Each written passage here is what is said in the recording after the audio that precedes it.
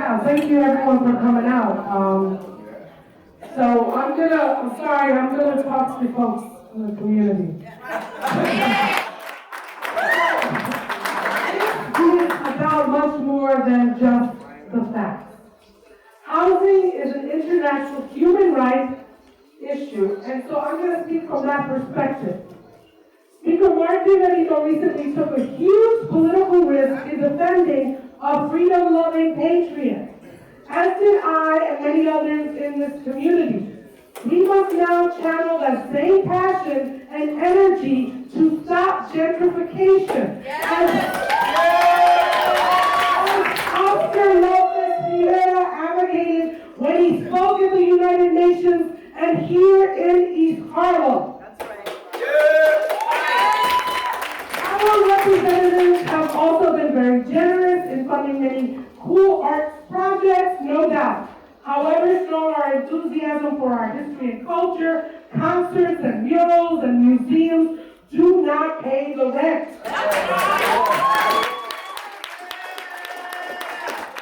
Thousands visit East Harlem to enjoy our festivals and attend honorary street renamings. Very few can actually afford to live here. There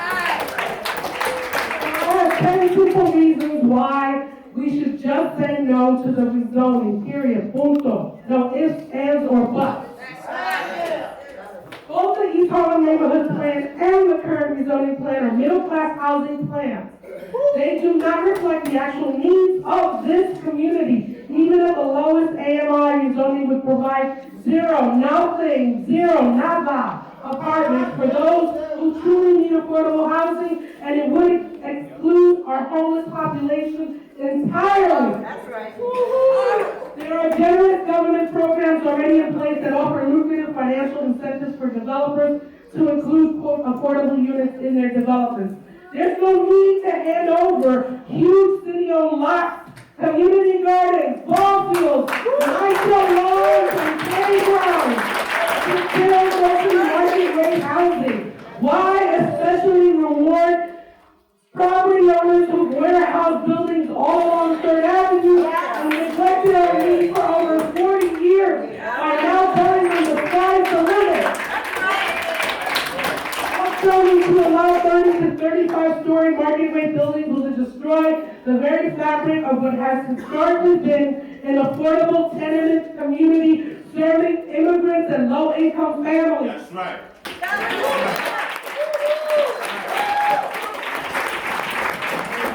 Families of color. This is a beautiful black and brown community.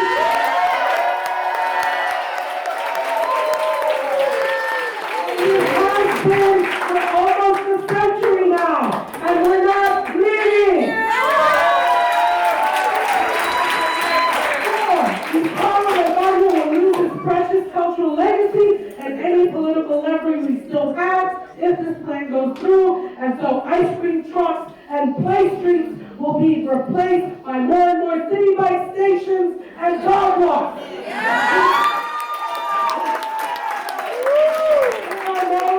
Binding assurances in place or any commitment from the city, which is not even here today. Marina, you have your piece. Thank you. I'm going to ask the next speaker, Ray Ramirez, to cede the time to me. I'm ceding my time to her. Thank you.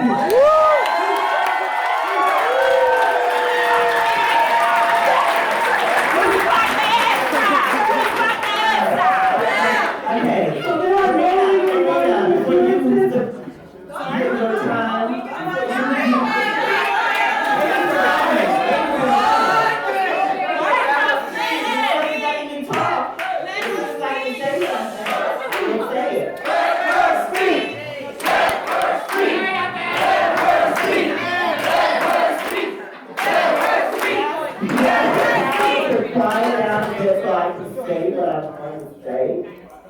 Because Ray is not the next speaker. However, you know he is. We signed up together. I'm looking at it. So with that being said, I will allow that you yield your time to him. But Thank you you very much. got one more, you got 3 minutes, and that's Okay. it. There are no legally binding assurances in place or any commitment from the city or any developer with regards to any of the services and programs in your recommendations. In fact, the city isn't even here tonight. Okay, they're not even here. There's even no presentation, no information about what you're voting on to the general public. They're not even here. The speaker's office is not here. Where are they?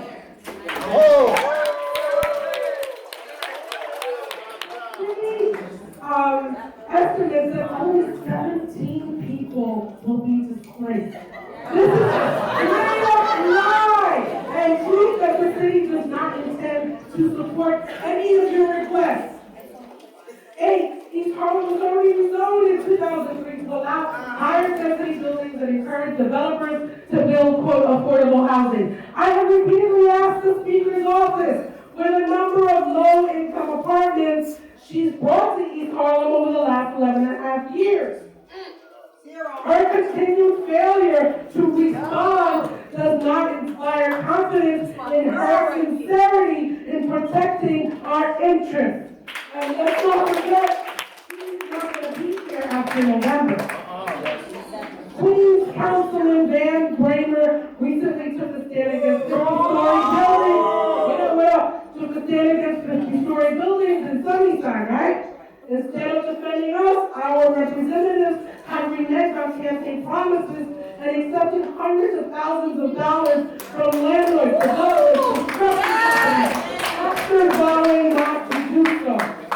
10. Let me make it perfectly clear. I am not here to play left field for any politician or any organization looking to use our presence to negotiate better terms. I do not support any rezoning, period.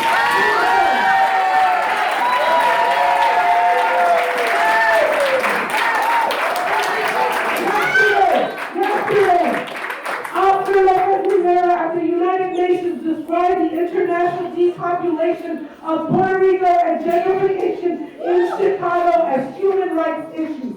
I follow his example and say no to the planned displacement of people of color here. Media labels anyone fighting for human rights as an extremist. Nelson Mandela was labeled a terrorist for challenging apartheid, even after he was freed. Here in New York City, you're considered crazy if you fight for your community.